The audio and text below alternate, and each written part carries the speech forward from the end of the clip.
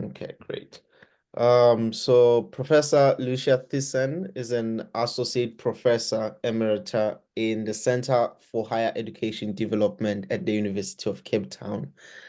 She's an she has an enduring interest in writing and the politics of knowledge making, having worked in academic literacy's field of practice at the University of Cape Town for over 30 years. Teaching and research in this context have been overdetermined by approaches that work around what Lillis and Scott calls identity and um, induct principles. Lucia is interested in alternatives that challenge the hegemony of the way research, writing, and knowledge making congeal in the imaginary of the formal archive. Her most recent publication is Knowledge Making from a Postgraduate Writers Circle, a Southern Reflectory, which was published in 2014. Well, it is an honor to have you today, Professor Lucia, and we are looking forward to your presentation. Thank you, Mfundo. Thank you, everybody. Let me try and get my slides up there.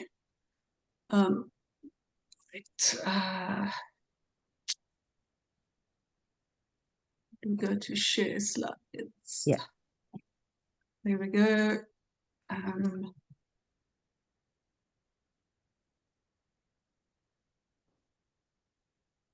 Oh, sorry, I've got the wrong thing up. Let's start again. File.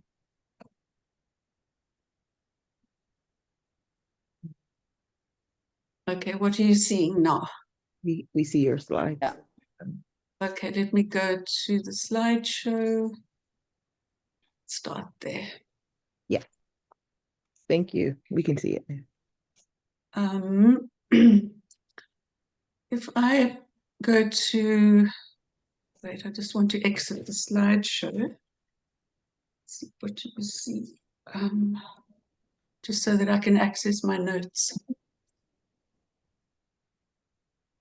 See how to do that.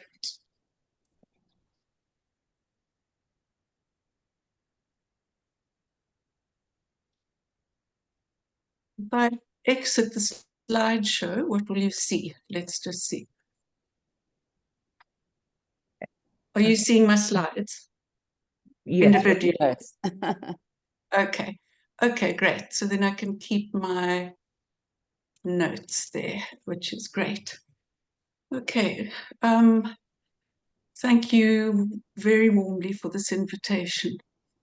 It's the first time since a small book launch last year that I've really talked about this book. And it's just made me realize how this book, I guess like any other, is nothing more than a temporary kind of stabilization of a whole lot of stuff that all flows together and apart as you go.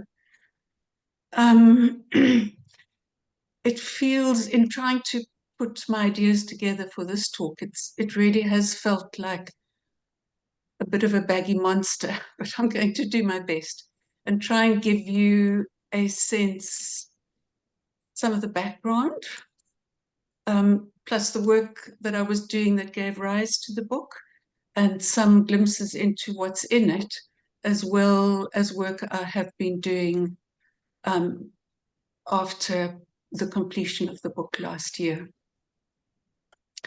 So let me move on. I was working in the Centre for Higher Education, a faculty-like entity at the University of Cape Town. UCT is an elite university on the periphery, at one point marketing itself as world-class in Africa and very invested in its rankings in global higher education. It's a cluster of neoclassical buildings clinging to the mountain. And the site of the Road Must Fall protests of 2015. I'll come back to the resonance of that later. Actually, interestingly, today, I think, or right now, it's the 10-year anniversary of the protests. and the university is doing various things to remember and kind of reignite, I hope, some of the thinking that came with it. But really, there would be no book without the existence of the writer's circle. That is a key term in my title there. For me, it's been something of a world in a grain of sand. In it, I feel I've seen so much of the world around us that's been refracted and reflected in the circle. So this writer's circle started in 2006 and it's still going. So that's nearly 20 years later. Sort of flickers along in interesting ways. Still going, a weekly forum, but since COVID, it's been online. It started in 2006 when Nadine gave us some funding for initiatives. In her words, they kind of carved in the back of my mind. You need to do something about the random clogged misery around research writing, the kind of general sense of stuckness that went with it.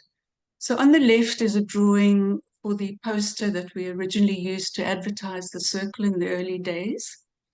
I think we envisaged a cozy, safe space to counter the narrative about the isolation and dysfunction of the supervisory relationship. The circle has always been radically open in that anyone can attend for as long as you like. It's multidisciplinary, so the postgraduate scholar coming to the circle will always know more about their topic than those of us who hold the space loosely as facilitators. So it's a powerful, that little sketch is a powerful imaginary to counter that dominant image of what the experience of thesis writing can be like. So my role was to help set it up, and my colleague Clement Chihota was the first facilitator or holder of the space. We've always struggled with how to define our roles. I think we both felt more like a host than a facilitator. It's as if our work was to lay the table. But I was committed right from the beginning and also attended the circle for my own PhD work from time to time.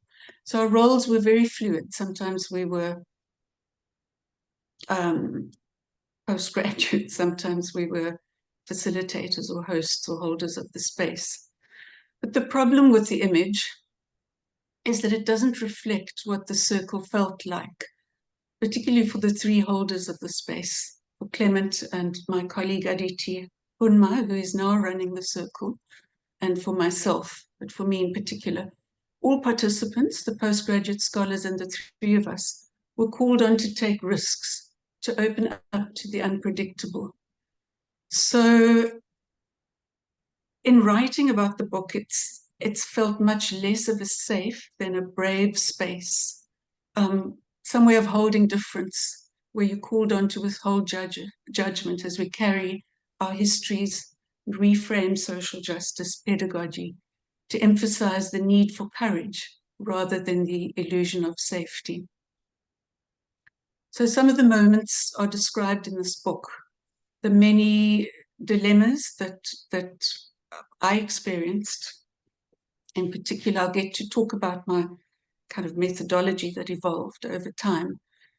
When things happened, like, if there was a change of venue for whatever reason, and we had to choose a place to go to once we went to a pub, and I was incredibly worried about who would feel alienated from the pub experience, or the gender politics, or how do I hold the space when two people are coming at gender from totally different places?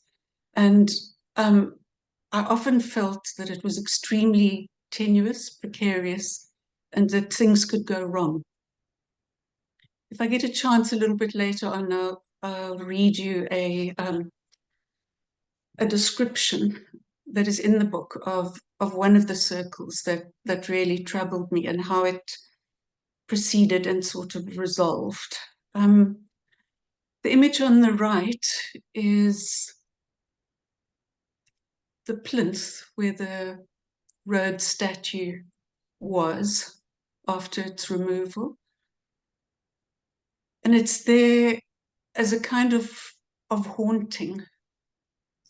You can see, I think quite soon after the statue was removed, some students painted the shadow that is cast by the statue that is no longer there.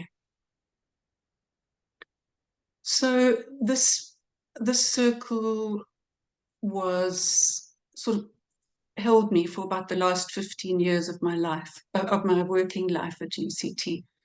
And it felt incredibly important. I'm just going to touch on some of the other key terms in the title, just to try and be on the same page. First of all, knowledge making. So this isn't a term that I define or deeply theorize in the book. I see it as a kind of shortcut to thinking about knowledge and research, but to emphasize the processual and the social aspects. So it backgrounds the written text and foregrounds the messiness, the flow, the affect, the hopes, the dreams, the shame, all of those things that go along with the journey. And it's become very important to me, this notion of knowledge making to claim the verb in it. And with that, I've been quite influenced by kind of processual philosophies, the notion that you can't step into the same river twice, the blurring of boundaries, relations to a broader definition of others than simply to a notion of audience or receiver. It is interesting to me, just thinking about how writing as a construct gets subsumed into this term, under this term knowledge making. And I think it's right. Certainly for the circle, there was more talking than writing. There was more laughing than writing. There was quite a lot of reading. The reading where we read each other's work live in the group, it was always respectful. And I think AI, when I finished, only as I was finishing the book, did AI really become a thing. And I'm just aware with AI of its impact on the whole construct of writing. And it just makes me think again of the value of a notion like knowledge making. So I wanted to resize the relationship between process and product. A lot of my own training in applied linguistics in education, was all about one sort of lingers on the process as little as possible in order to get to the product. But the more I think about it, the more it feels as if the product is simply a pause in a bigger flow of stuff.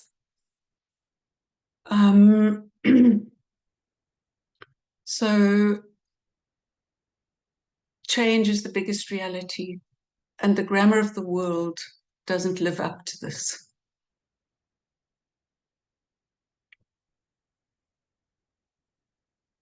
And this, the interest in kind of rushing to name things and hold them still feels as if the whole act of classification completely drowns out the becoming. And this, of course, as we all know, chimes with the time is money of the managerial university, which has become a huge issue post-apartheid in South Africa. So there are two other important terms. The one is Southern. So Southern is about politics, about the relationship between geography, history, and the politics of knowledge. I'm going to read a little bit from the book where I write about it. I make an epistemic assemblage from where I am in the global south, inescapably speaking with a southern accent that is a jumbled confluence of different post-colonial currents, with their urgencies and contradictions of working in an elite university on the periphery. What is it like to be a knowledge maker in this place? Where to start with the layers of inequality, precarity, and persistent hope? The university is starkly privileged in the periphery, a university that clings to the mountainside, a nest of neoclassical buildings behind what was once a statue of Cecil John Rhodes, before it was taken down in 2015 in the protests. The statue faced north on a plinth with the inscription from Rudyard Kipling's poem for Cape Town that reads, "I dream my dream by rock and heath and pine of empire to the northward." But we also know that the points of the compass are epistemological constructions. North and south, east and west, all have different weightings. The word reflectory, let me just go to that quickly. It's not a typo. It's really about methodology. So I wasn't going to use it in the title, but I was persuaded by my series editor, who was Teresa Lillis. I'd wanted to use the term surface tension in the title, but she said, no, it's very obscure. And then she suggested reflectory, which in some ways is even more obscure, but let me just try and tell you a little bit about it. So reflectory is a word, a term that was used by my colleague Clement, who I've mentioned. Sometimes in our writers' circles, we read blog entries that people were working on, or at that point, Clement is also a very accomplished short story writer. And the word reflectory in my title is borrowed from his short story, Saint Augustine, where the two main characters meet in a reflectory to explore time and space. So it's quite a lovely word, I think.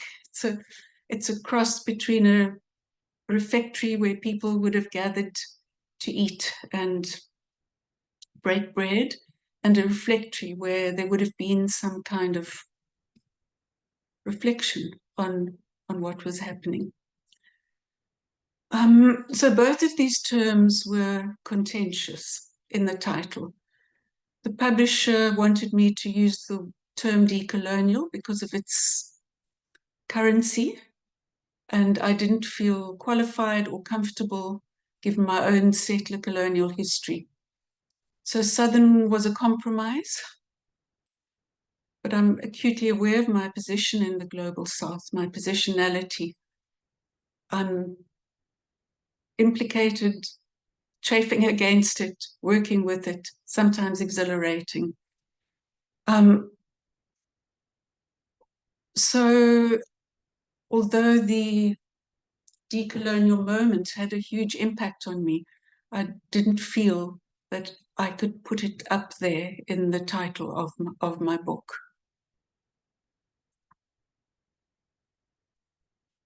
I wonder if anybody would like to ask me a question at this point. If there are any hugely important points of clarity. I've just tried to give some hooks for you to get into the book via the title. Fundo, what do you think? Should we carry on? Yeah, we can carry on, and then we'll have like a Q&A section later on. Okay. For presentation. Yeah. Okay. So our role in the writers' circle as holders of that space was to keep the sense of flow, to trust the interplay between flow and needs and the need to stabilize things from time to time. We kind of invited the mutiny of language and said, don't fence me in. And throughout the writing of the book, or once I came to the work of Deleuze and Guattari, this quote about language has kind of stayed with me.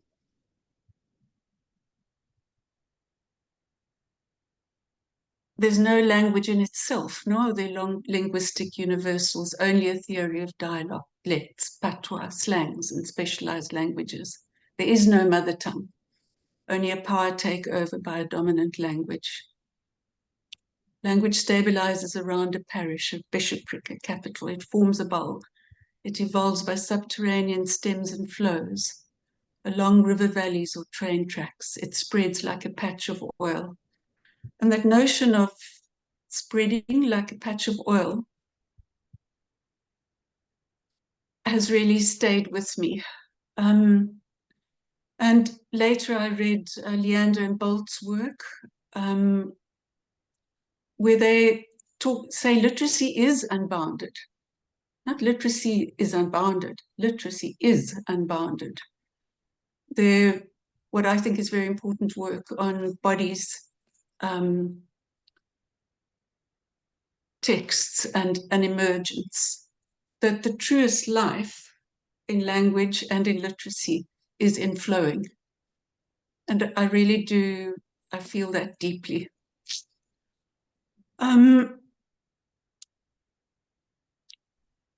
So we'll come at the end of this talk sort of back to the idea of water and literacies.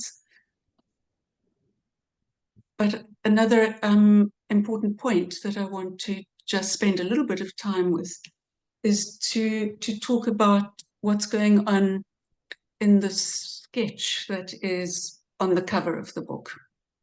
I don't know how you see it. It's a kind of Rorschach test, but what I was trying to do with that, so this is a version that was photoshopped for the purpose of the cover. I was trying to understand the circle. So people brought their versions of the disciplines with them.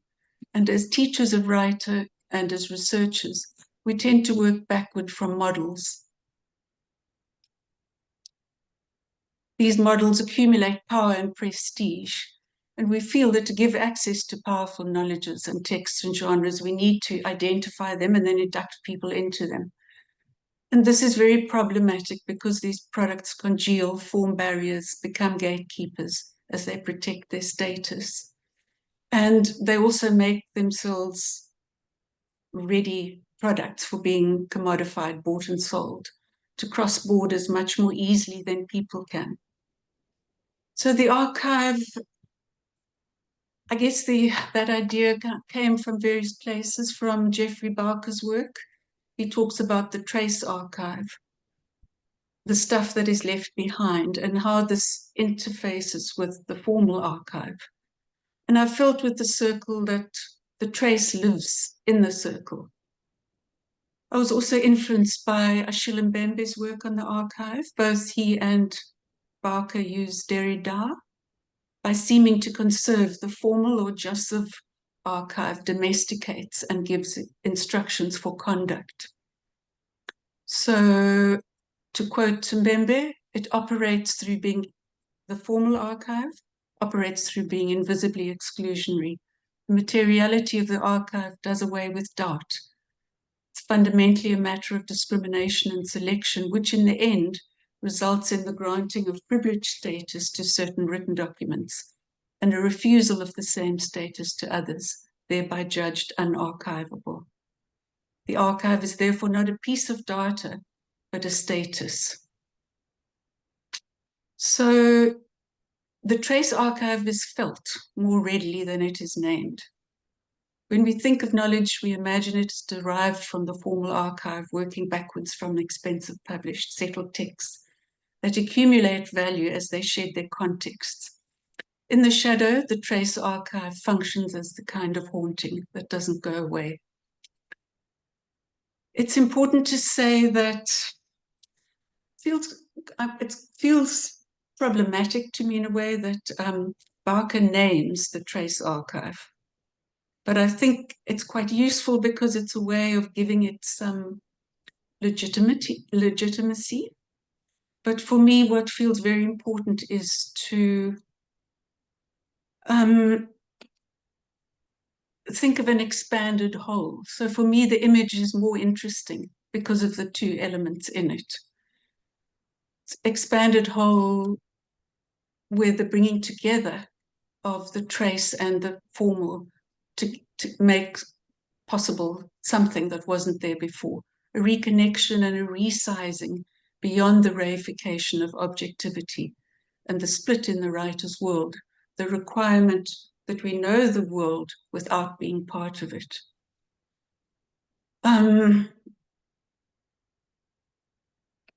Okay, so just to give you a quick sense of what's in the book, and I'm going to touch on some of these things. These are the chapter headings. I'm going to be talking more about the third one, the methodology I used, and the notion of surface tension. I'll touch briefly on writing, called that chapter, Ha Ha Ha, Shaking the Tree of Language. And then a little bit on time and the importance of time as it emerged. It's interesting for me looking back at this, just seeing how sort of watery themes are there, though I'm only fully becoming aware of them now. It almost feels like something in the unconscious that is happening.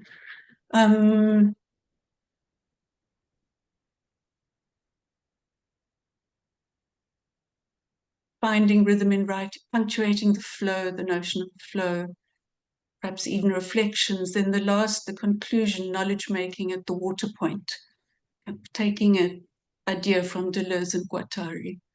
Where they talk about the water point is arrived at only to be moved on from. So I will also in that final chapter, I introduce the idea of writing as a smudge, a kind of something that is in slide, that has a sort of built indeterminacy to it. And I like the notion of a smudge because it's also kind of watery and yeah. So I am just keeping an eye on my time, so I won't for now read the account of the circle and some of the dilemmas and things that happened in it, just to kind of give you a sense, taking you back to it, certain practices have evolved over time, and those even now with the online circles, these still hold. I gather from Aditi, and sometimes I join the circles and become part of them. Although I've actually retired and am no longer really responsible for them in any way. So we developed this practice of inviting writers to bring 2 pages, or notional 2 pages of anything, data, a bit you feel good about, a bit you feel bad about. And we would print those out and circulate them in the room and read them live and after a brief introduction. And people would write their comments, and then at the end, we'd have a discussion, and the writer would take away the comments and the written comments and figure out what they want to do with them. So I think the big thing was that there was no homework. So you didn't have to read somebody else's work in order to qualify to come into the circle.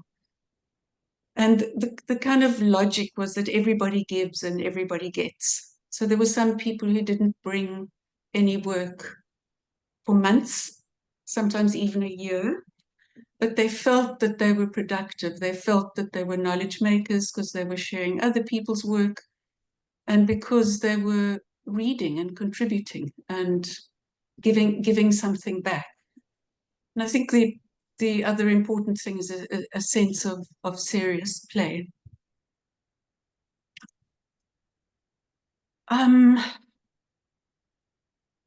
So for us interested in language and literacies.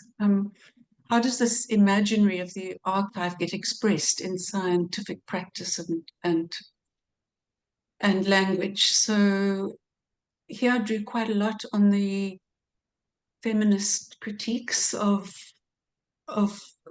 the claims to universality of science, of knowledge that goes with science as traditionally construed.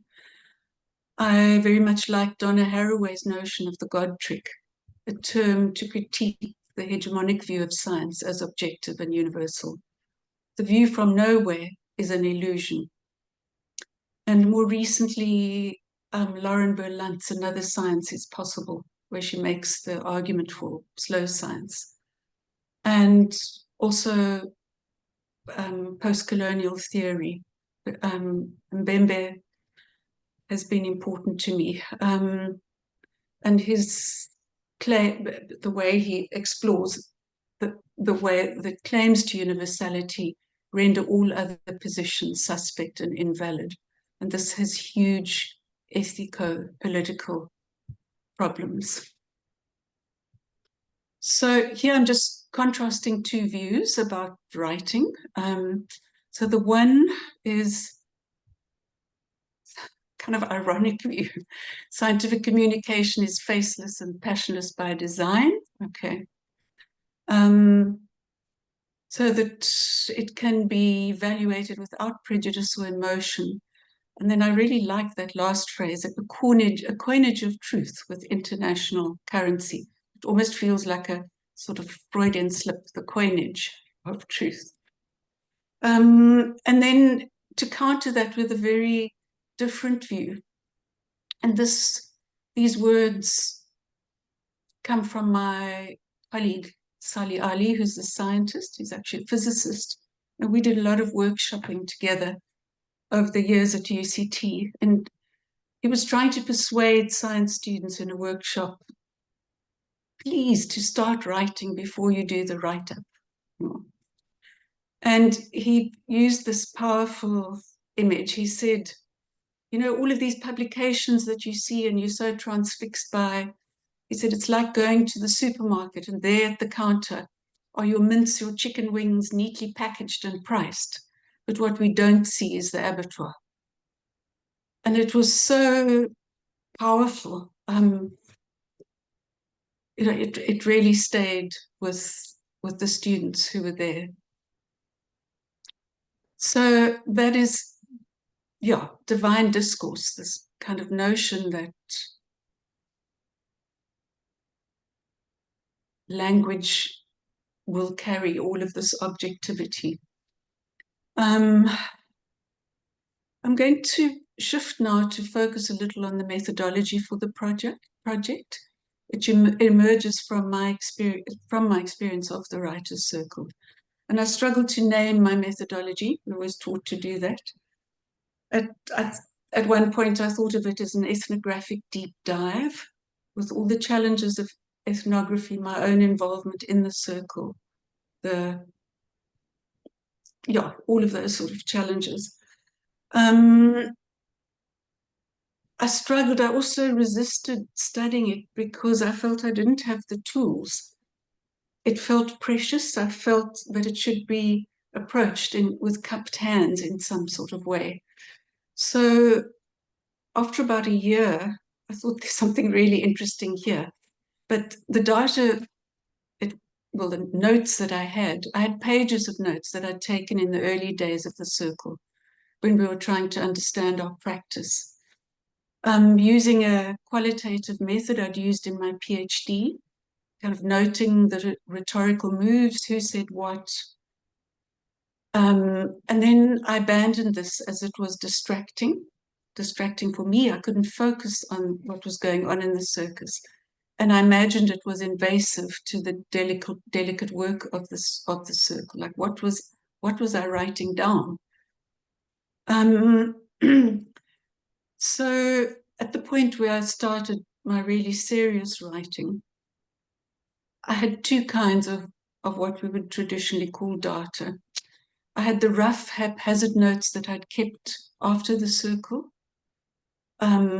mainly noting a sense of discomfort, occasionally of joy when everything kind of came together. So I had these kind of random notes. So I had all of that highly subjective stuff. And then the other thing I had was this pile of yellow folders that I brought home with me. So I have this very informal way of filing things. So I had one for each year. You can see the top file was 2015 with my handwritten notes on it. So I'd take that with me into the circle and occasionally jot something down.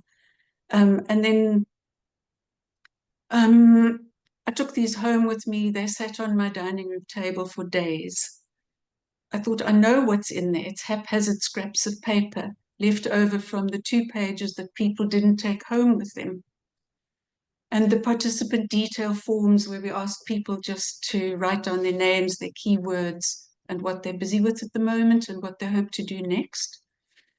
So the scraps of paper I had, there were no names on them. So I circled around this pile of yellow folders. And eventually, I think what sort of broke its power was doing what Denise Newfield calls a transmodal shift, shifting the moment from the photograph to the drawing. So the one on the left shows you, there's the evidence. I had all of these folders. And the one on the right was a kind of drawing that I did, which shows much less, but also kind of invited me in to the folders and to feel the materiality of them, to feel, it totally changed my subjectivity in the making of the book. And so eventually I opened the file, and at the top were 2 pages written by, there was a blank heading, an honors student with the supervisor's name in there. And the supervisor is Neville Alexander, well-known language activist and political prisoner, who was on Robben Island at the same time as Nelson Mandela. And the honors student's thesis was an inquiry into whether the Ubuntu philosophy of relationality is in the curriculum in Cape Town schools. So that just, again, there's this kind of haunting in this seemingly haphazard sort of pile of things. I then pulled out the folder for 2012 because it was the fattest one. And it had in it some paper plates that I had used in an end of year thing at the end of that year, 2012. And we'd had some cake, and then I just used the bits of the paper plates for the cake that were left over. And I said, okay, what are your plans for during the holidays? At this, before we start the next circle. And somebody had written, you better make a plan or you'll be part of someone else's plan. And she attributes it to Neville Alexander. And so there, in 2 kind of moves, Neville's name came up twice. And the synchronicity of it, but what does one do with synchronicity? How often does this happen in a research journey? Does it have a place in the formal archive? So these were things that I was starting to concern myself with. I think most importantly, I came to think of my own writing differently. There was the life of the circle, but there was my creation of the life of the circle. And to think about my process of writing as a method of inquiry. So I drew a lot here on post-qualitative feminist voices, such as Rosie Braidotti and Anna Gibbs, who I've quoted above there. Writing is research writing, well, yes, all writing in a way is inevitably a process in which subjectivity continually risks itself, loses itself and remakes itself in dialogic relations with the world to which it attunes. I love this. If effective attunement is the first task of writing, the second is effective resonance, achieving achieved when writing finds reform adequate to that which it describes. So part of my writing was also drawing, and just because it's something that works for me, but other people might draw on other kind of modalities in that process. So I'm going to focus very briefly on one of the things that emerged most strongly as I went through this process. So I was very struck by a workshop that I went to run by the late Elmarie Costandius, where we experimented with making new concepts. And she was just arguing, you can't keep digging in the same hole. You'll never see, you won't see properly, and you won't be able to know properly either. So she started these workshops soon after the protests, when there was a lot of critical stasis, a sense of what now, what new ways of thinking and being are apt to the time that we're in. There was, I think, a lot of defensiveness, people sort of falling back on their ways of doing things. So this notion of surface tension, something weird happened. Like I was looking at insects on a pond and the way they can balance, and I remembered something from way back, a science class. I was hopeless at science, but I think some of the metaphors must have stayed with me. And the more that it stayed with me, the more that I felt it had resonance for thinking about writing, because surface tension is a phenomenon of the interface. So Rachel Cusk is a novelist, and in one of her novels I read, if there's one thing I know, it's that writing comes out of tension between what's inside and what's outside. Surface tension, isn't that the phrase? Actually, it isn't a bad title, is it? It was what I wanted to call my book, but I didn't have the courage. So in science, how are we doing for time? I think maybe I won't really focus too much on the concept, but it's a subtle and extremely powerful phenomenon of contact that comes into play, most interesting when liquid is in touch, when sort of water is in touch with air, and we see the tightening of the molecules on the surface of the water. A different force operates, creating an elasticity that enables new possibilities, like a soapy bubble can hold its shape, or a dewdrop on a nasturtium leaf. So I started kind of extending the idea of surface tension as something relational, never resolved, always productive, something more, revealing both ends. And I started to think of it as a form of conceptual interference at the interface between trace and formal archives. Okay, so let me go quickly to the end. Just to touch on this, honestly, this was something of an obsession with me, just a fascination with laughter. I have a whole chapter on it. I think it's there in a way because for me it became the ultimate sign of the trace. It deflates orthodoxy and august images of the researcher. And it also creates solidarity. And there was constant laughter that went on in the circle. But it also raises a huge problem, like how do you research and write about laughter? How do you represent laughter? How do you put it into words? You pretty soon run up against the limitations of language. You can't talk and laugh at the same time. There's lots that you can do with the aboutness of laughter.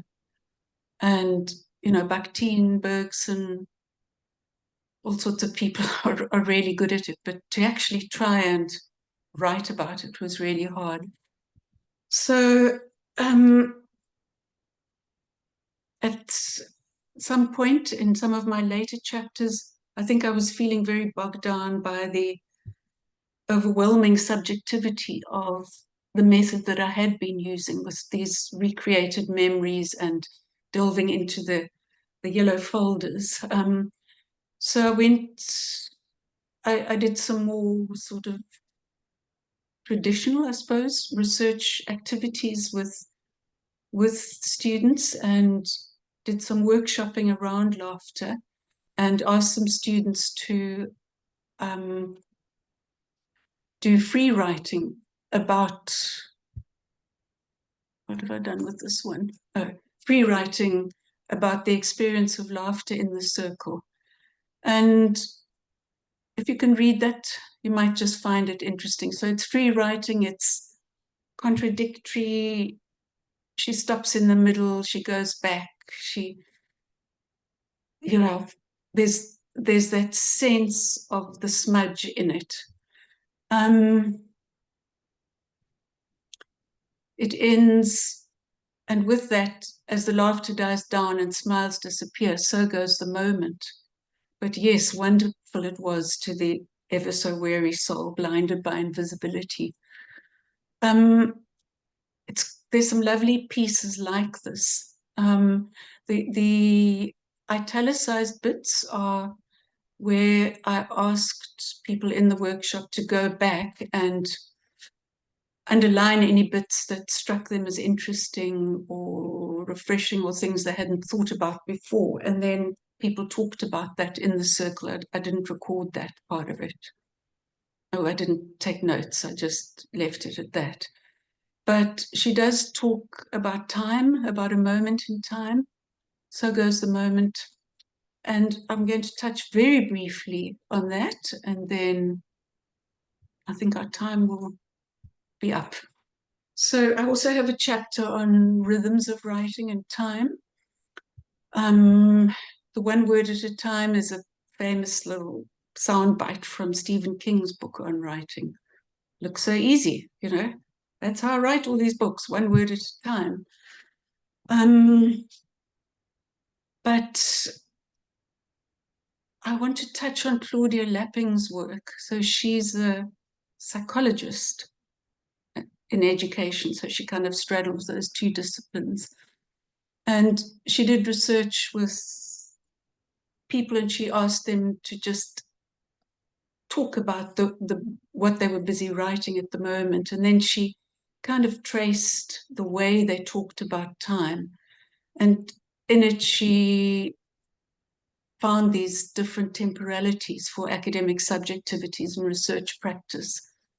Empty decontextualized chronological temporalities, clock time. You know, the clock is ticking. I've only got another week before this has to be in. And then teleological temporalities, references to disciplines, methods, canonical texts that, like chronological time, pre-exist. Okay, so you can't do linguistics without knowing something about Saussure or something about, you have to go back and sort of look at the precedents, and also the kind of time frames of different disciplines. And then, most interestingly, what she calls a cobwebby narcissistic time, where there's a sense of suspended nurturing time, a build-up of massed potential connections in which there are political possibilities for bringing forth a new. And just to quote from her piece there, the animating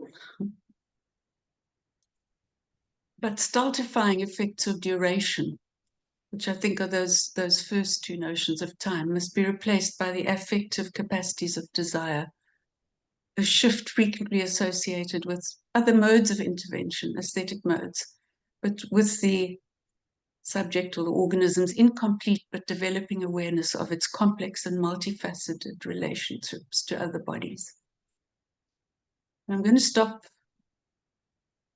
at the point that I've got to now. I've been writing about the water table. I started to think about groundwater. What happens to this patch of oil or the water point itself? What lies beneath, and how do we know what's there? And then in some serendipitous moment, somebody sent me Astrid and Emanis's piece on water and knowledge. We started to think about, how do we know? What are the options available to us? And my thinking kind of took me to the local aquifer in the Philippi horticultural area here in Greater Cape Town, the unpaved zone on the urban fringe in a spatially segregated city, and how contested it is. And the kind of politics that are going into the Philippi horticultural area. And I've also been experiencing almost the uncanny convergence of watery scholarship, in the blue humanities, hydrofeminism, humanities in the global south, and Isabel Hofmeier's idea of hydrocolonialism. But also, I think in that notion of the water table, it's also an interface. It's a zone like surface tension. I mean, surface tension is a crucial part of it, how moisture gets absorbed, but also of hospitality. And in that sense, I think I've also perhaps turned that image that I showed you around. We're starting to get notions of above and beneath. And the part beneath also suggests the unconscious, what is harder to access. And is that something new to be thinking about? For me, I'm sure many other people have. So I'm going to stop there. Sorry, that was really long. Simply, you should have interrupted me.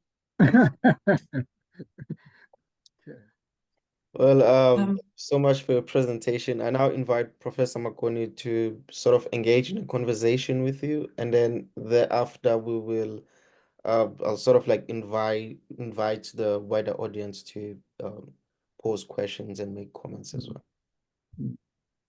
Yeah, thanks a lot for this. I have a couple of issues that I thought I wanted to raise in order to initiate a conversation with you. The students that you had in this writer's circle came from different disciplines. Was there a sense in which they related to writing or the activities in the writing circle differently? I'll then explain to you why I'm posing that question. I think, in general, people found much more in common than we would have thought possible. The disciplines were, in some senses, not that different, and we didn't have we would have people from the health sciences, but they were often nursing students kind of interested in qualitative things. So most people had some kind of notion of working with data within qualitative frames.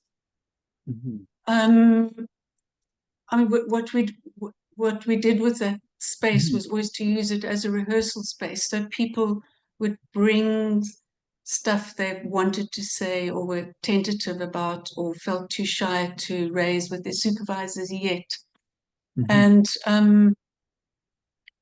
but I think that there were more similarities than differences as we experienced them in the circle. Okay, let me explain to you why.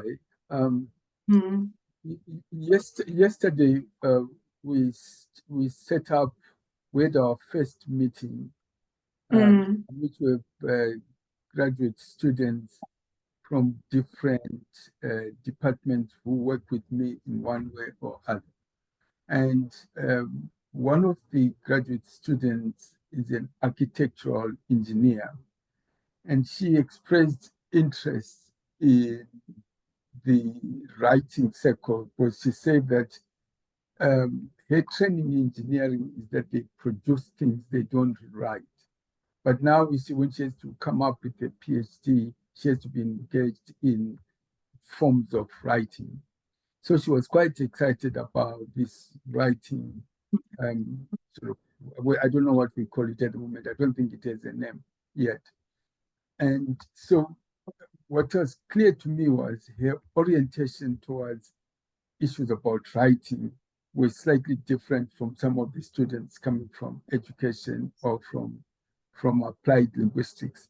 That's why I asked you this question, because the graduate students that we now have in applied linguistics, in African studies, come from different departments. Some of them are engineers who are doing African studies, others are applied linguists who are doing African studies. And what is clear to me now, that's why this conversation is very helpful, is that it's possible that these students have different orientations and understandings of what it means to write, what they are engaged in forms of writing. Now, my next question to you, which is interesting, is if you were in our situation, starting out on a journey that yourself have already been engaged in, what advice would you give us? If, for example, hypothetically, you were our consultant in which we are trying to set up this writers group for the graduate students coming from different disciplines at different stages in their PhDs, what do you think are the strengths and what are the pitfalls that you think we should try and avoid? Sure. So I think one of the most positive things to come out of the circle was that that opportunity to revise what the disciplinary identity is. So the student would say, no, we are not allowed to do that, or there's no way that would pass where I come from. So in a sense, that inviting of expertise that students could then kind of revise and take to other people to discuss. So that felt quite important. I think we were always, it was something Clement and Aditi and I used to talk about a lot. The task is always to push people back into the world. We are simply there like as a kind of a sort of a rehearsal space. I think it's very important to have it very tightly structured because it is so open. So I think there was a very, same time, same place, similar kind of pattern which we occasionally deviated from. So some kind of rituals of welcome, of eating and drinking, a kind of a total or a lowering of barriers of expertise. And that often what happened in the difficult moments in my groups is that the scholars sorted those moments out in a very humane way. Lucia and everyone on the chat, I apologize for interrupting, but I wanted to make an observation based on this presentation that intersects with my current employment situation. So in July, I took a job at Rice University in Houston, Texas. And a year ago, they redesigned our campus quad because our own founder, William Marsh, was a former slave owner. Our university was built by slaves, and the two former president suggested that we remove his statue. So the parallels to the University of Cape Town, and in fact, I think that effort was inspired by Cape Town, resulted in a complete redesign of our quad. And the compromise that was produced was one where the statue was taken off of its pedestal in the center of the quad and placed on the ground in a corner of the quad. So you can still see the statue, but it's no longer given prominence. And in the current political context of the United States, there are now efforts to try to bring back the monuments that were taken down after George Floyd's death. So imagine, if you will, an effort in Cape Town to try to actually put Rhodes' statue back on the pedestal. That's the climate that we're living in right now. And I interrupt only because I have another meeting at the top of the hour. And I have all of the respect in the world for my exalted colleague, Professor McConey, and I recognize the ritual of his leading the conversation. But Lucia, I think you and I met many years ago on my We previous do. trip I remember. to Yeah. Cape Town, and Yeah. you know, say hello to Raj and Kay and all my friends that are still I there. will. You know, and you'll find me at Cock Bay when the next time I'm there. Good. Yeah. You know, John, I just wanted to say that's a lovely idea because I think it addresses the haunting, just by putting the statue on the ground, yeah. taking it off is very powerful. Well, Anyway, thanks again for your excellent thank you. presentation, and Sinfree and my colleagues for their work. I apologize for the conflict. No, that's fine. That's okay. It's important to make sure Have exceptions. Yeah, there are exceptions to rituals. Yes. All right. Yeah. Thank you very much. Thanks Take a care. lot. Bye-bye. Thanks for joining us. Yeah. Yes. Anyway, I'm not really answering your question in a very. I don't know that I'm advocating. I think I'm not advocating for writers' circles in a way. Yeah. No. What happened to us, I think, was this: was that we developed or set up this other graduate program in African studies that has got students from different disciplines. And the more I talked to some of them, the more I quickly realized that we needed, in addition to the individual consultation between the advisor and the student, we needed to set up another structure to assist the students. That's when this idea came up, the idea of a writers group. I think it came from some of the students themselves, like Fundo, Edwin, Dati, etc. And my role was simply to facilitate or create a context in which we could, because once you have different students from different backgrounds, it's no longer a question of their expertise. It's a question of how do they orient towards aspects about writing. Right. So we then realized that we needed another structure. And interesting that you say that you want you insist you had it at same place, same time, etc. For us, what we're going to try and do is we will have the student writers group in a seminar room that is just near my office, so that if I'm late, I can just walk into the just walk in. And if there's a crisis I need administratively to solve, I just walk back. So yeah. But the idea of ritualizing the process is an important one, because one of the things that we learned, for example, even at the Global Forum, is that once you ritualize the time, etc., people can organize their schedules. They know that at 9 o'clock on a Friday, I'm going to be doing this. Or at 4 p.m., I'm going to do this. But that is the only way you can intervene into their own intellectual calendars. Yeah. So, I mean, my feeling is may 1,000 circles flower, and they will probably be short-lived, and their power is how they link up with what else is on offer. And people need, the variety. Let me then just ask another couple of questions, then I will hand over to my colleagues.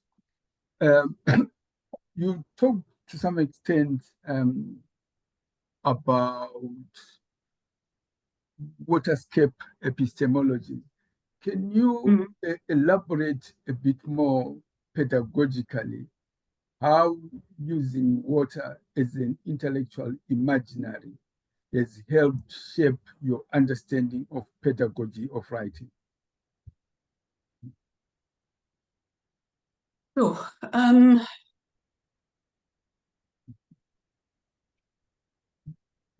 guess okay. No? No, what I was saying that was if water is fluid, always constantly in motion, if we don't know what is below the ocean, now the question that is there is if you're using that as an analytical prism to understand pedagogy of writing, how do you do that?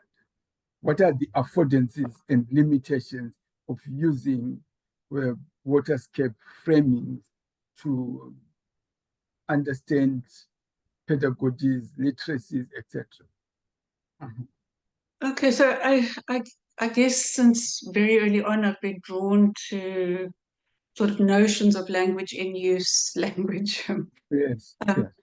And it's always been contrasted with sort of language as system and stuff, and always the other side of that kind of distinction has this powerful sort of effect. And I guess the sort of breakthrough for me came really through the notion of surface tension and how it is expressed in water's ability to, in the way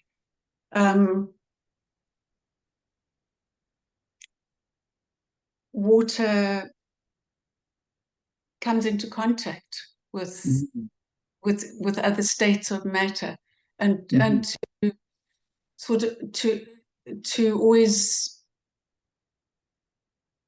tune in to that interface as a changing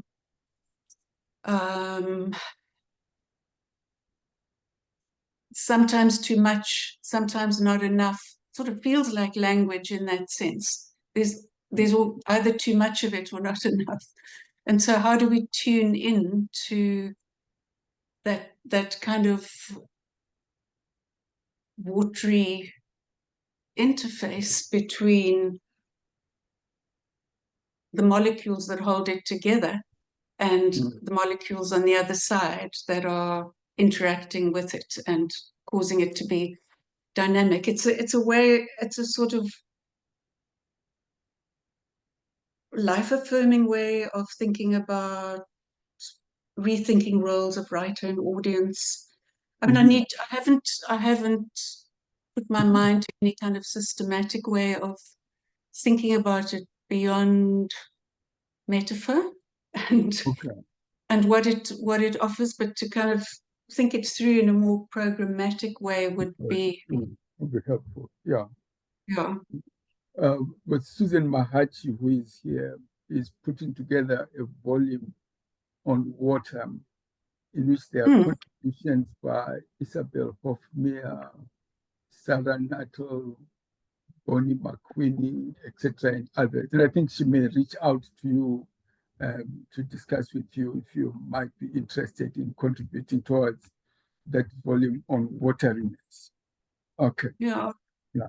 Let me. So, Clement, just what I feel most strongly about is the kind of the centrality of water in the concept development. Where I actually go with them is still to be explored. Yeah. Yeah. Vicky Kasandi, myself, and one or two other people are working on a project called Critical Water Literacy, in which we're trying to understand the different ways in which water is understood.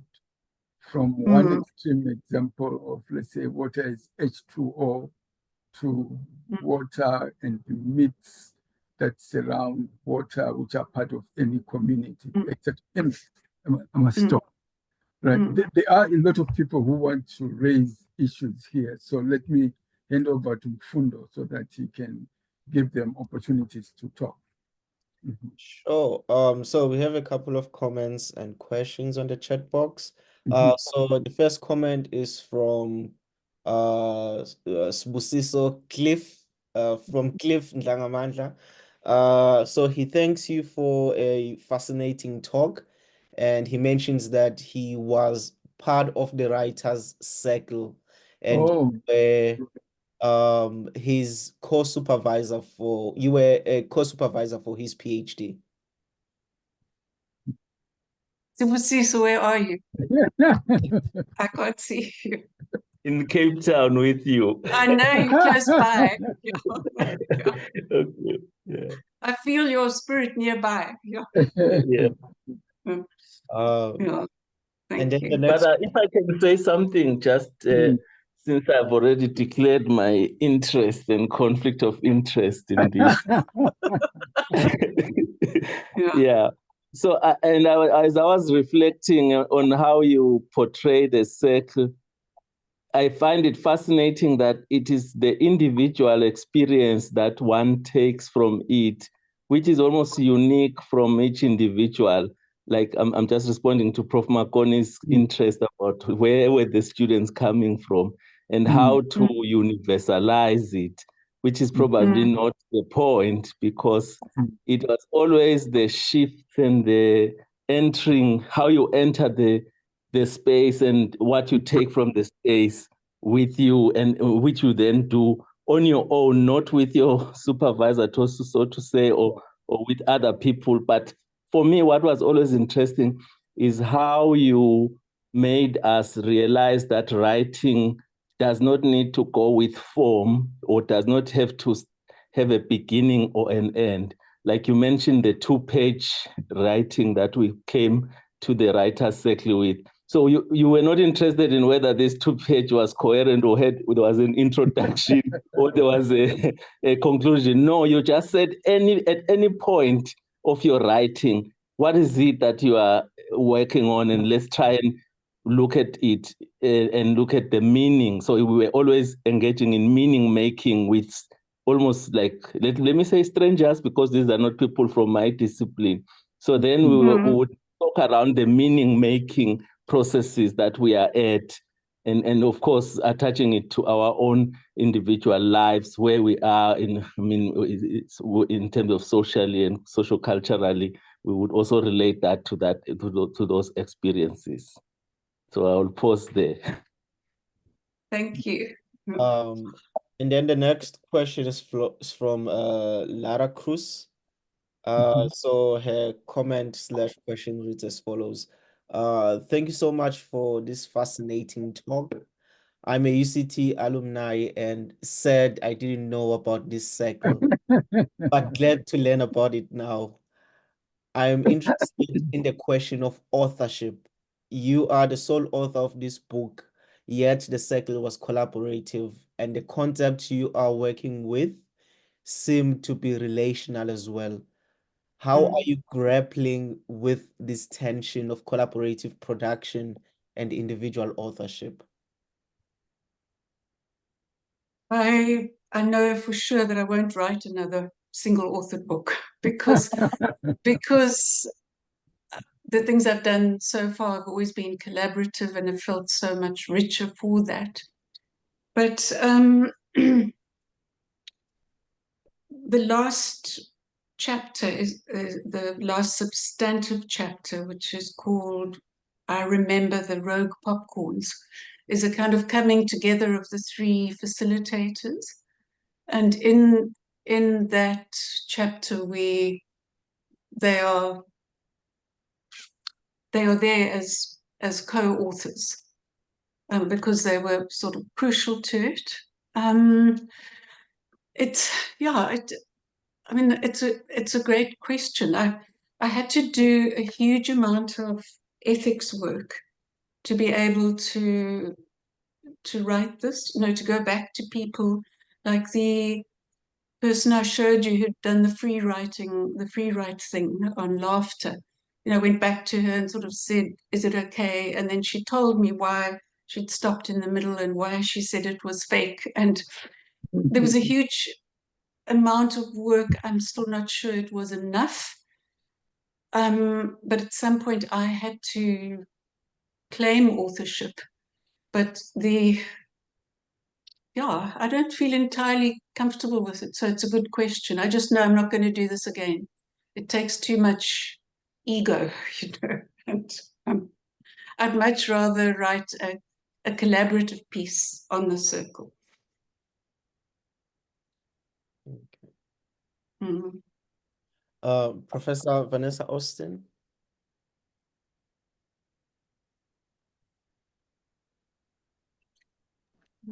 There you are.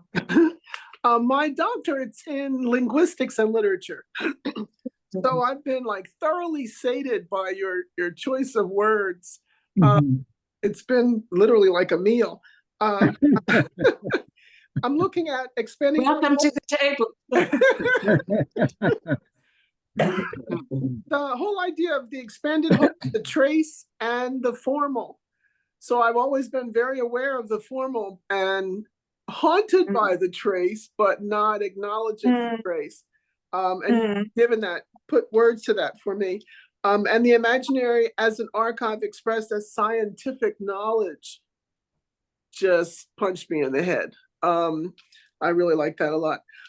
I'm wondering if you're not aware of the two, if you're not aware of trace and formal, how does that relate to the reader accessing the full picture?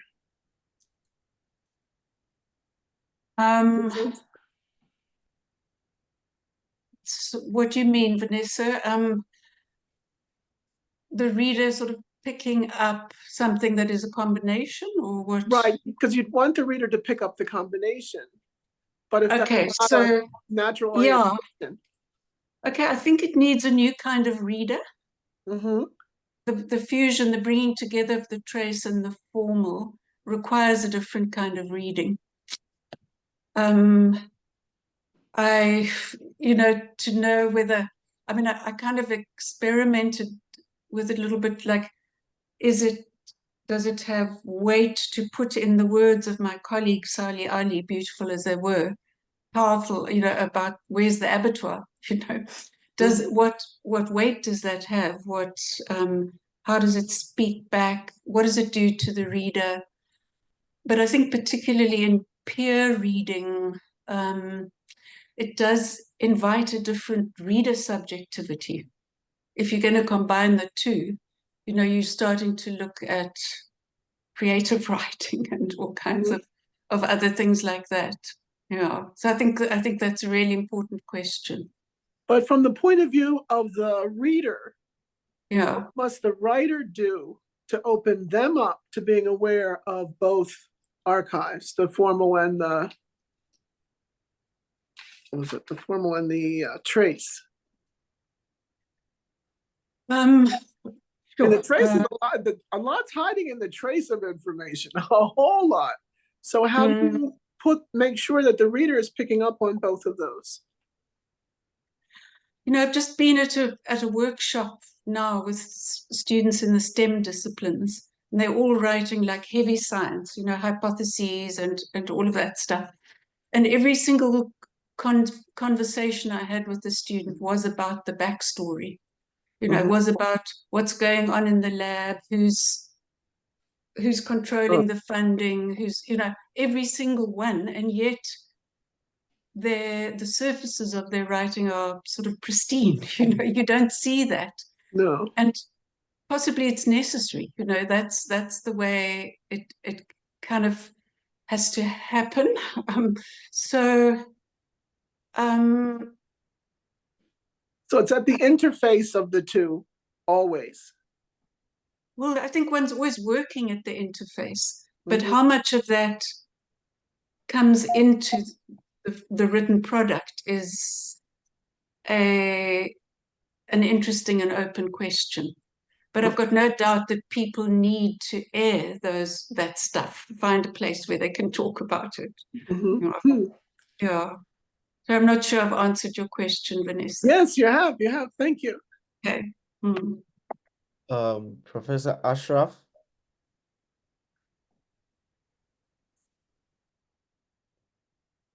Ashraf, you have your hand Thank up. you. Thank you very much, Lucia, for the interesting presentation. When Simfrey asked you for advice for his class, whose students come from actually different backgrounds, as he told us, your advice was that, you know, it has to be it has to be structured. Now the question here, structured from whose perspective? And the second question is about, it's an extension to Cliff's question. Where is the issue of power relations? It's not there. It seems that this session or this kind of circles have been or have become like therapeutic meetings. Because there's no question here. The question of power relations is not there. It's erased. No, it's not. Yeah, but again, it's not in the sense that the institutional conception of writing is in the background.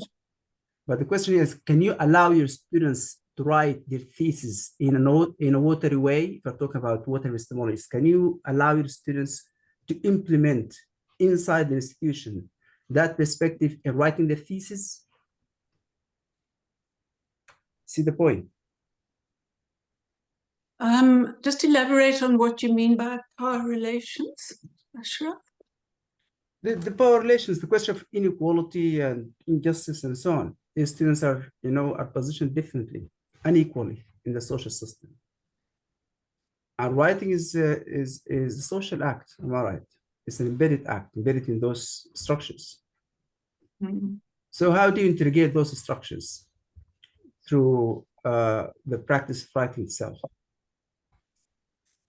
Thank you.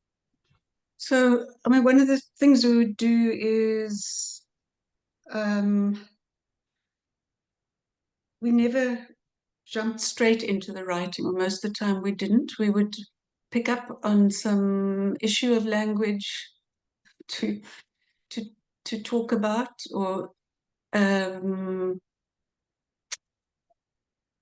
approach language in some sort of fresh way. Clement used to call it a warm-up. And often that was kind of about power, you know, looking at I mean, I think he particularly, less me, he felt a strong need to sort of honor his writer teacherly identity, you know, and so we'd do quite a lot of sort of teacherly work, or bringing up of an issue of writing and inequality, or take a reading from a novel and bring it in and talk it through. And then often that would be a kind of a hook for people to talk about their own experiences. And then people also formed kind of support groups on the side and would go to seminars to, I mean, you're right, it is, the therapeutic function is quite important. But I'm struggling to articulate the way the power students brought those issues in, you know. And sometimes they were hard to mediate because of who was in the room.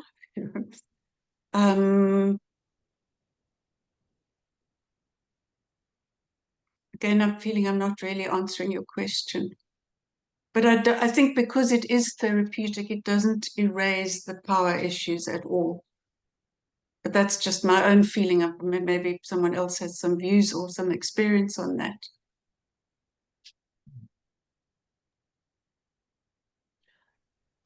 Do we have any other questions? Comments? Yes, I think we do. Jump in, Okay, Sally. Barney raised her hand. Oh, sorry, I didn't realize. Professor Norton?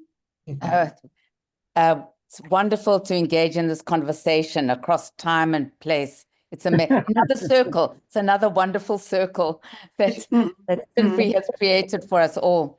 So Lucia, I mean, your book is fascinating.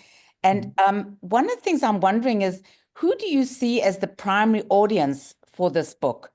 And what, what would satisfy you, or what would, in terms of the reception of this book? I'm just intrigued. I mean, obviously, are you looking at a local audience, a global audience?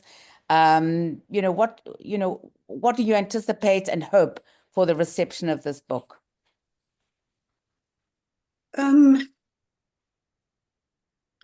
So when I launched the book, there was a person who was my sort of interlocutor, and she said, "What is this?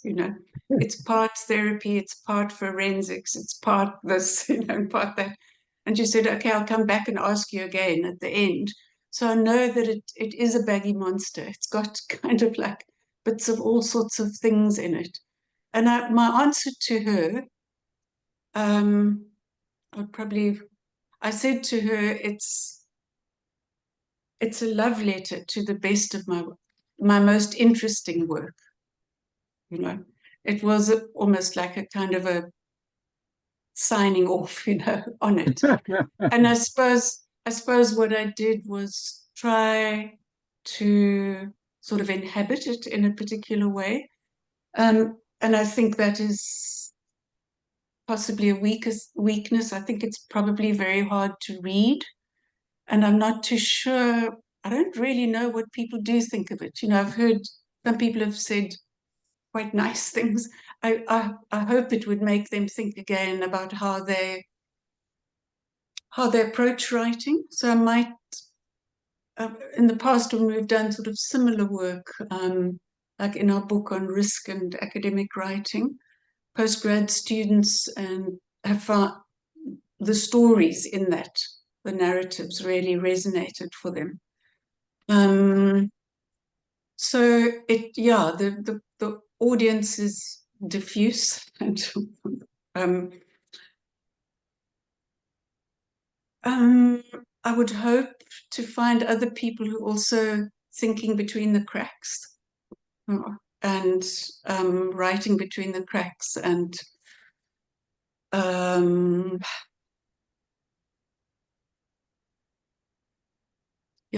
but I mean, so far, it's very hard to say how it has been received. It's had one review which was sort of warm, but people picked up, the person who wrote it picked up on the pedagogic practice in it, because there's a lot of that sort of like reference to things we've tried out, and there is a lot of that. So anyway, it's there, and it's Thank you. I'm sure time will tell, and the conversation, time will tell. The conversations will continue. Thanks very much. Lucia.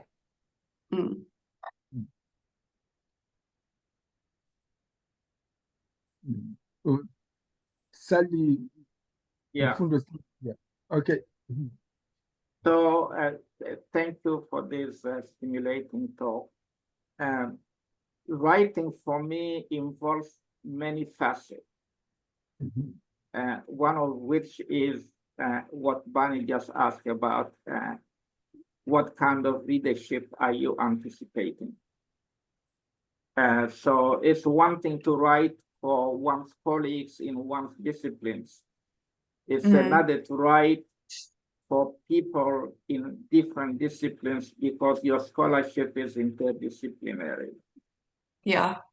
And then you have to make sure that you don't lose people from one discipline because you are using terms from another discipline that they may not be familiar with, and so forth.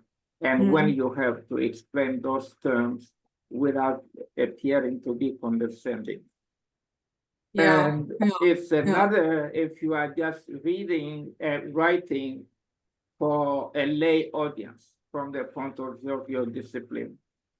And you have to kind of water down your discourse and not be particularly too technical in the terminology that you are using, because you want to be accessible and you want to share your knowledge with them and so forth. So that's one thing. The other is focusing on ideas. What place do you give to the contents as opposed to the style of writing. So there are people that write very well, but the contents is just shallow. You know, you don't know what they wrote. Excuse me. And there are people who have very nice ideas, but are terrible writers. And in many ways, either the sentences are difficult to parse because they are too long, or because I think, and this is my heretical part, that native speakers are not all equal when it comes to communication. There are native speakers that are very clear, and there are native speakers that are just confusing. And this gets you in the texture, the organization of the discourse, what ideas come first, what ideas should be coming later, and so forth. So you can read a paper, a lot of interesting ideas, but they are put together in a way that is not really easy for the reader to tell the story, to tell what the storyline is and what they have to take out of everything that they have read. So the question for me is, given all these particular facets of writing, you know, what do you prioritize in the kind of writing circle that you have held? And what do you subordinate and say, okay, maybe this shouldn't get too much of my attention? I think the part of your question that I'm really hearing is about disciplinarity, and perhaps in my own undisciplined, because I'm in a unit which doesn't have a discipline, you know, and so there are all kinds of bits that flow into it, the Center for Higher Education. And I'm sort of very much a product of that. But I think what you almost have to picture in the circle is that we're not a cohort, you know. So people come and go. Someone disappears and they come back later and they have to reintroduce themselves. So there is no,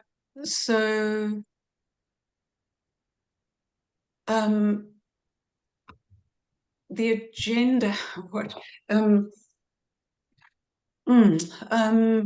so what somebody might be there for is quite simply to listen, or to use an hour and a half productively and come and get some tea and cake or popcorn, which we usually ate.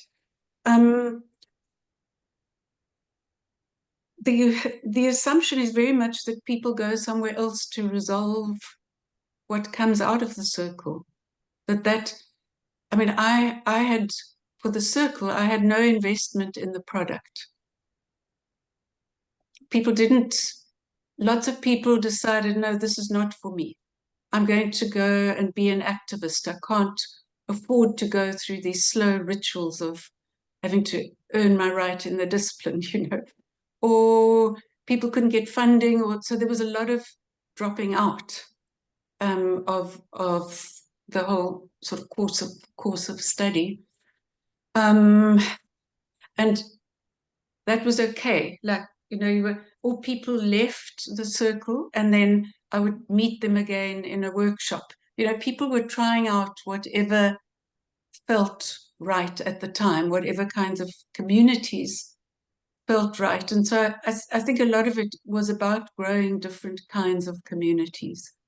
And there was constant change. You know, person X some people came for the full 3 or 4 or 5 years of the PhD, you know, every single time, and became, people often credited the circle in their acknowledgements for learning a way to analyze data or something.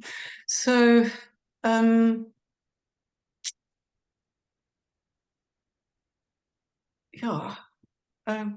don't feel I've answered you very well either. Sorry.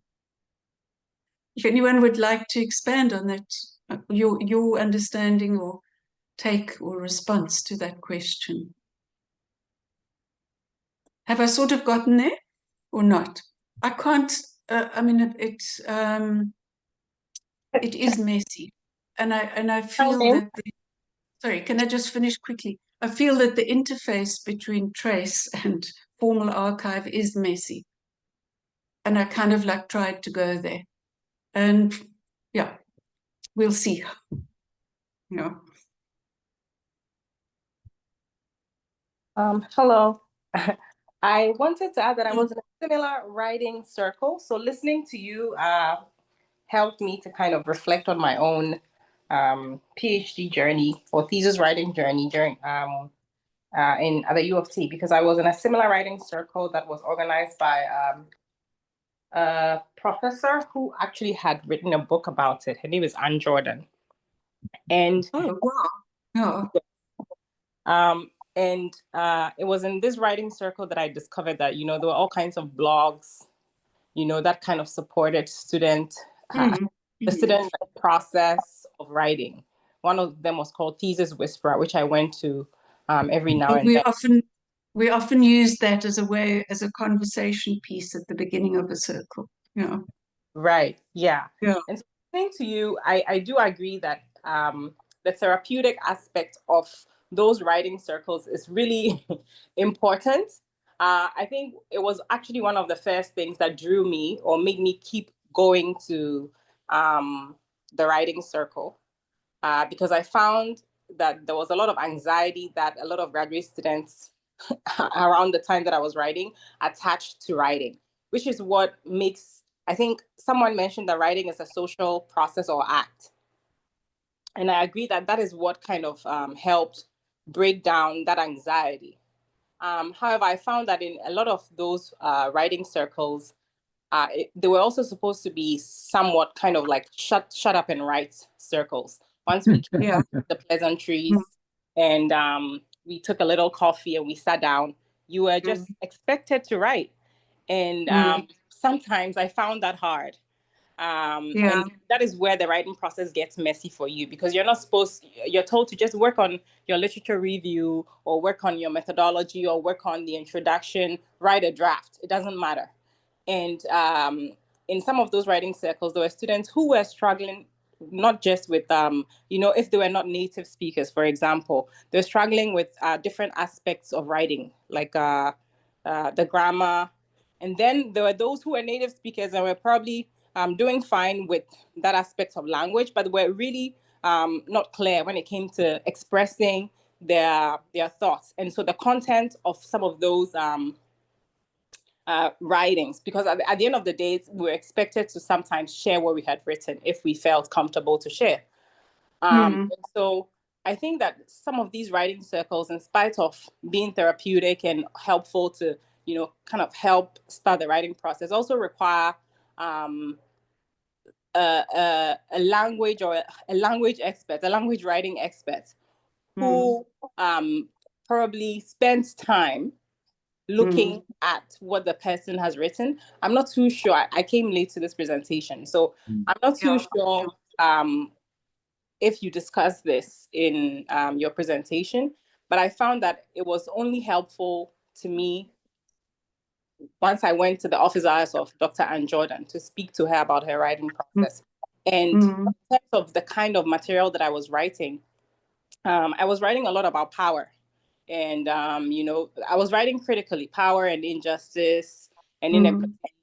And it was not always that she was able to engage with that, because she was more focused on whether or not I was writing based on whether there was, a thesis statement, how I was arguing the question and whether or not my punctuation was correct. And so, there were a lot of, I guess, phases that I went through. And most of the time I would supplement that with support from the Academic Writing Center, where there was an instructor who I also found very, very important, because he actually helped us understand that the structure of academic writing is like this. And this is how articles are written. And this is how you have to look up how it is written from people in your discipline. And look up journals. And I found that that process was a bit missing and divorced from what happened in the writing circles, because it kind of aimed to diffuse the anxiety that students brought to writing.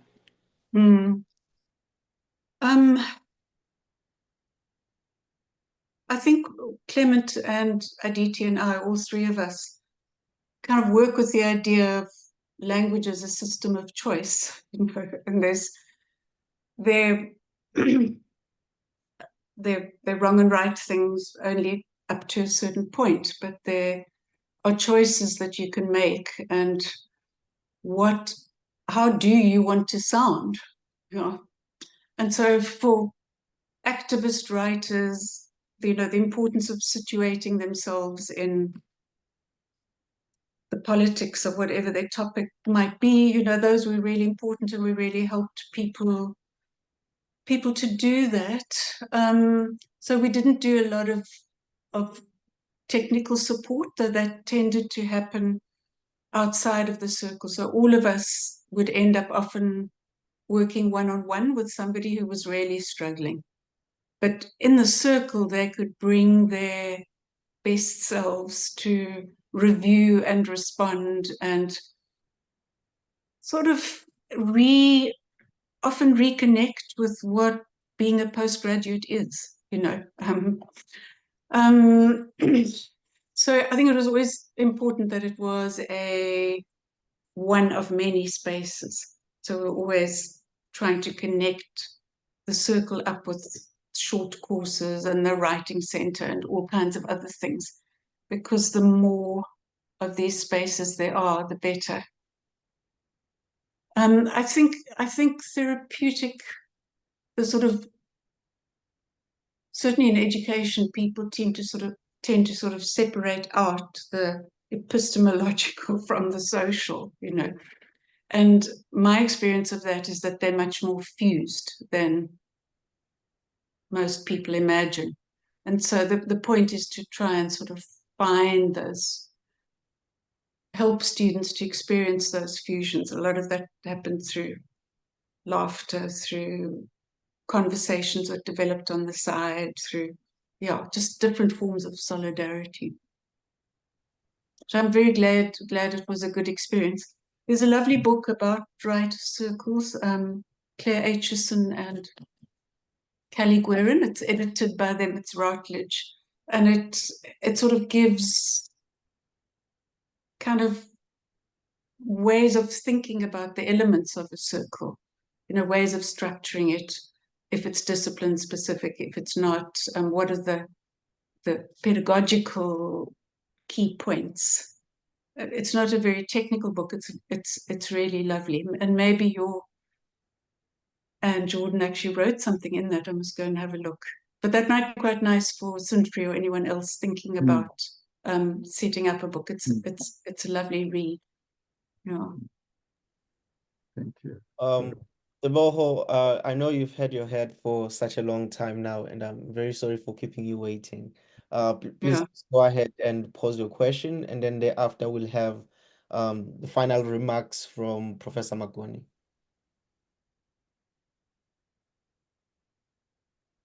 Deboho, I think you are muted. Yeah, he's muted. Yeah, okay. Is it clear now? Yes. Yes, you can hear. Okay. Yes, the little question I alluded to in the chat box, in the box, was talking about methodology, talking about the qualitative and quantitative texts of writing. That another critic said this may be a way in which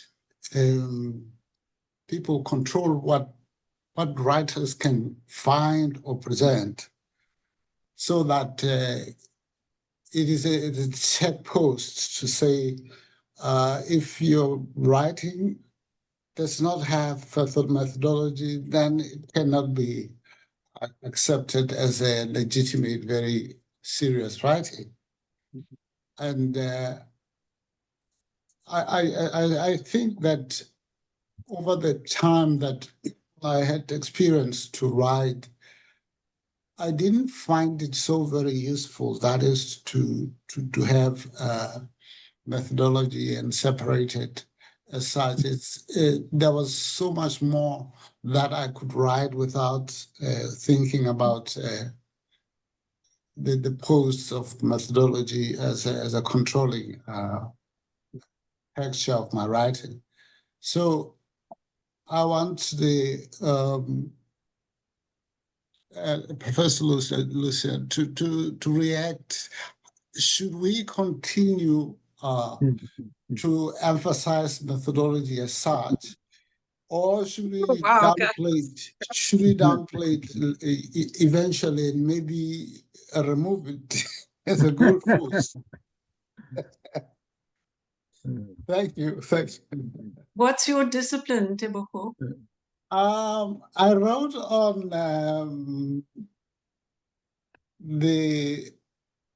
I was writing on the change of curriculum in South Africa about what they could do to change, I think, in a successful way. Okay. Yeah. Did you feel constrained by the methodology? Yes. Although at the time that I was engaged, I thought it was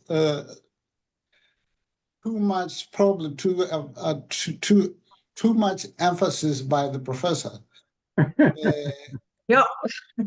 I mean, so I felt constrained so much that I did write successfully, and eventually I think I published the thesis. But afterwards, I think the people who were exposed to reading it found it very difficult. In fact, I had some friends who were very supportive. About 3 or 4 took the book and said, "Now, here's the money. We just want to support you." And after a few days, they said they returned it and said they couldn't read anything. Well, welcome to the club. I think that's what my book is doing too. I mean, so it was in retrospect that I thought this is definitely sometimes genuinely criticized because the goalposts or signposts that sometimes maybe the thesis writers should be aware of. Yeah, sure. I mean, I feel a little bit shy to give you my personal opinions on methodological orthodoxy.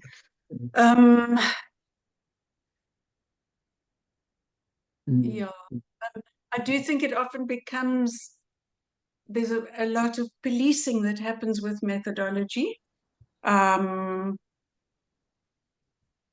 for various reasons to do with the way research works and disciplines build themselves. I think it's, it's possible to be, there are all kinds of openings these days to be post-qualitative, though my feeling about that is that, wow, it needs a heck of a lot of and work to get into it. Or to be, I think people are chafing against the disciplines, and in all kinds of ways and for good reasons. But the methodologies are there as supports, to kind of, I mean, like, and there's the ethics of it, and there's the way you construct your readers is, like somebody has to say, how can I believe you? And you have to tell me how you got there. And if you can make the argument that there's no discipline, good luck to you. So I now invite Professor Makoni to make his final remarks, and then we will head straight to our after party. I was laughing when Ephraim was talking about methodology and all that. With my experience with the students, the PhD students that I supervise, is that there is some deep-seated belief that they need to have some aspect about methodology Yeah. in the whole thing. Even if you tell them that, for me, I can talk about this in a different way, there's some deep belief in, yeah. Just give me a second, let me put my,